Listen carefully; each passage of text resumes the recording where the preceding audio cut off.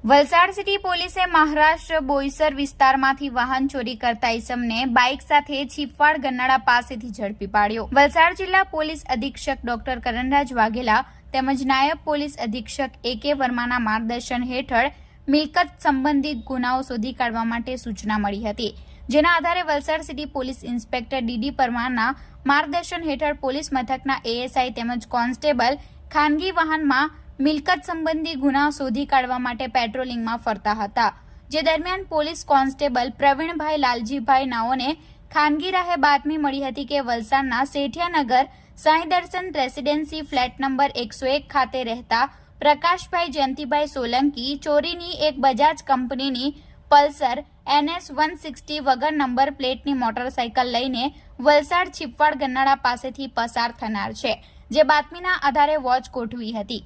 દરમિયાન બાતમી હકીકતવાળો ઈસમ આવતા તેને સરકારી લાકડા વડે સાઈડમાં ઊભી રખાવી ચાલકને મોટરસાયકલની માલિકીના પુરાવા બાબતે પૂછતા તેણે સંતોષકારક જવાબ આપ્યો ન હતો, જેથી તેને પોલીસ મથકે લાવી પૂછપરછ કરતા મહારાષ્ટ્રના બોઈસર વિસ્તારમાંથી ચોરી કરી હોવાની કબૂલાત કરી હતી।